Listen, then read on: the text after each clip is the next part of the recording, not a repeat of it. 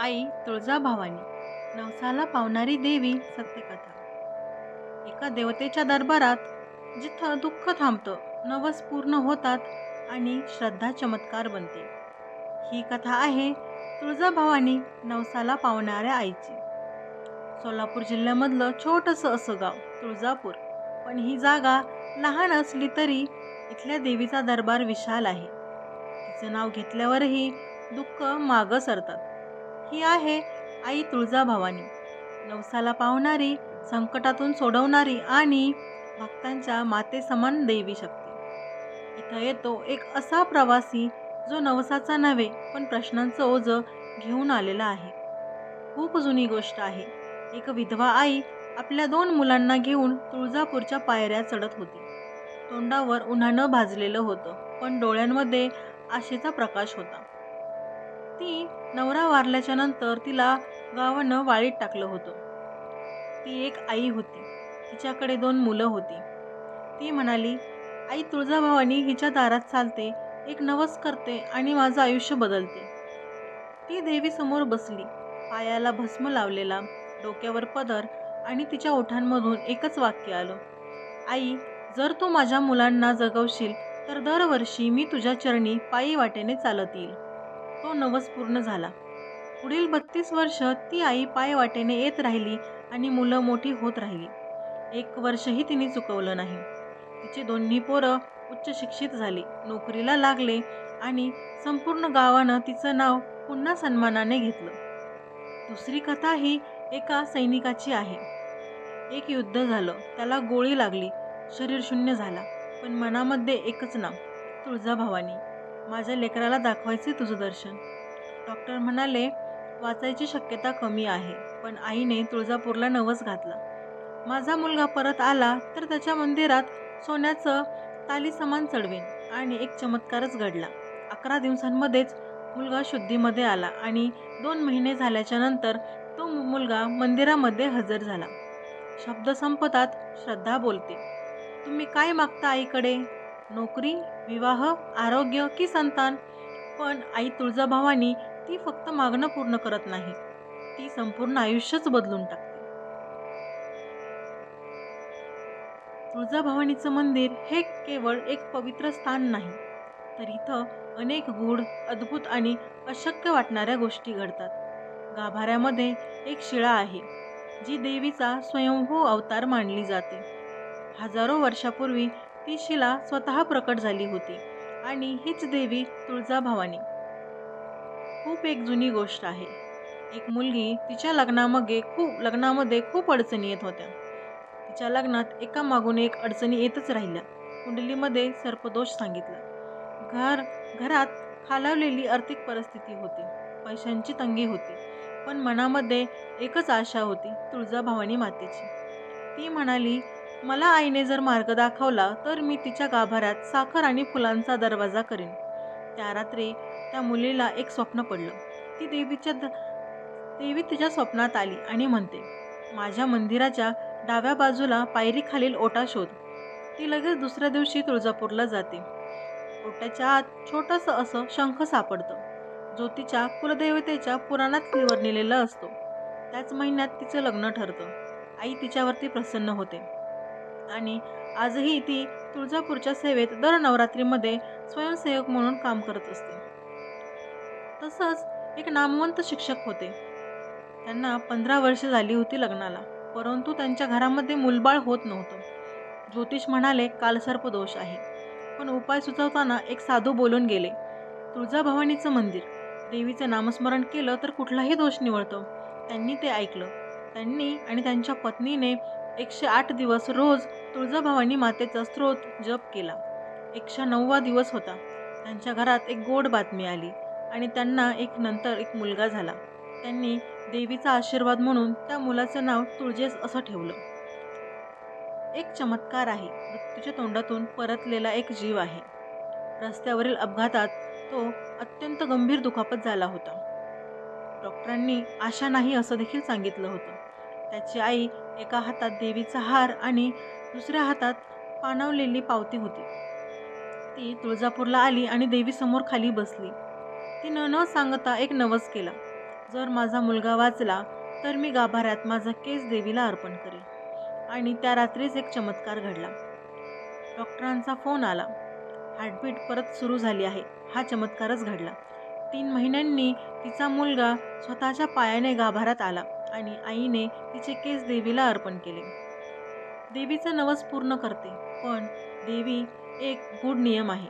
ती नवस पूर्ण करते, पण भक्तांच्या श्रद्धेचा अभ्यास देखील घेते. कधी लगेच फळ देते तर कधी वेळ घेते. पण एकदा भक्त श्रद्धेने बोलला की देवी मागं वळून पाहत नाही. आई, तुझं नाव घेतलं की श्वास हलका होतो आणि डोळ्यांमध्ये श्रद्धेचा झरा वाहायला लागतो. एका अनाथ मुलीला जीवन बदलणारं दर्शन आईने दिलं होतं. एका अनाथ आश्रमामध्ये वाढलेली मुलगी, तिचं आयुष्य दारिद्र्य, उपेक्षा आणि एकटेपणात गेलं होतं. शिक्षणात खूप हुशार होती, पण साथ कोणाचीच नव्हती. एकदा तिच्या शाळेमध्ये वर्गाने तुळजापूर यात्रेचं आयोजन केलं.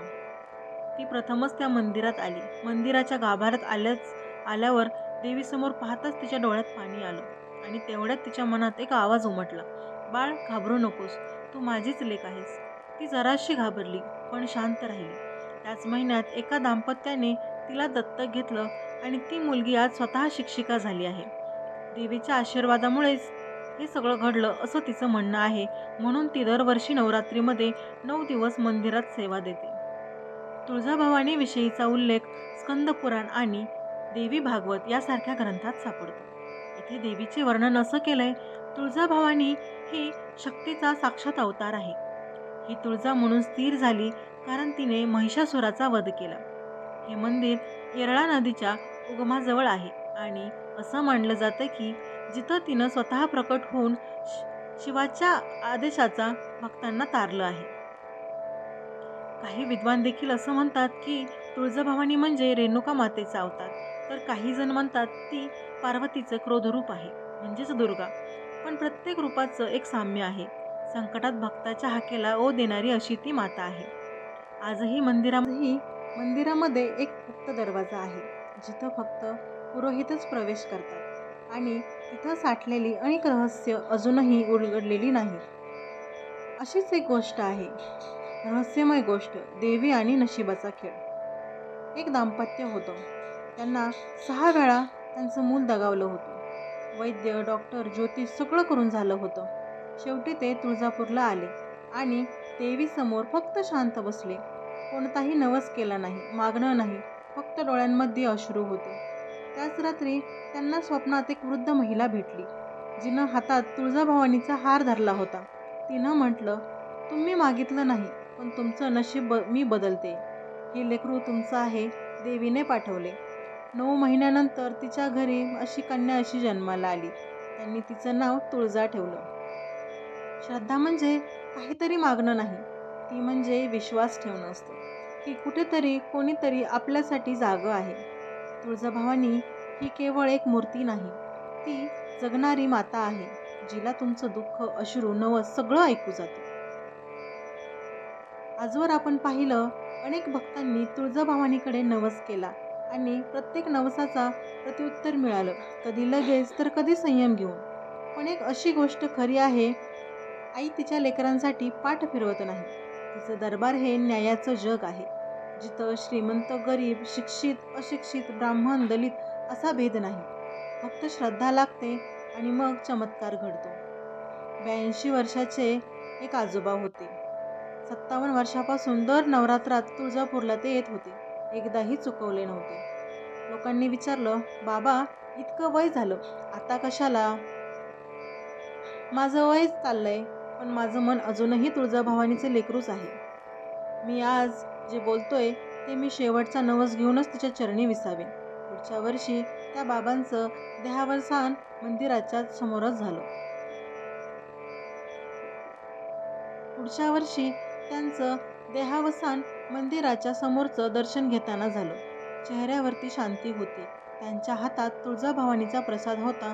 काही मरण असतात, तसं एक देवीच्या कुशीत विसावणं. आईचा अंतिम शब्द आहे, जो की सर्व भक्तांसाठी आहे.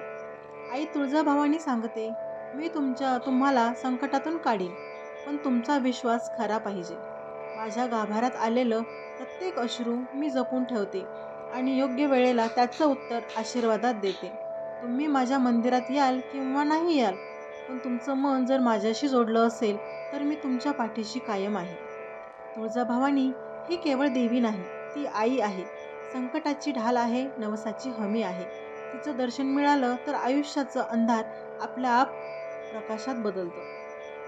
तुम्ही कधी ना कधी कोणता तरी नवस केला असेल. जर केला असेल तर ही कथा शेअर करा, कारण प्रत्येक श्रद्धा ही दुसऱ्याच्या श्रद्धेचं बळ असते. तुम्ही कुठला नवस केला आहे आणि तुमचे कोणते चमत्कार आहेत हे मला कमेंट बॉक्समध्ये नक्की सांगा.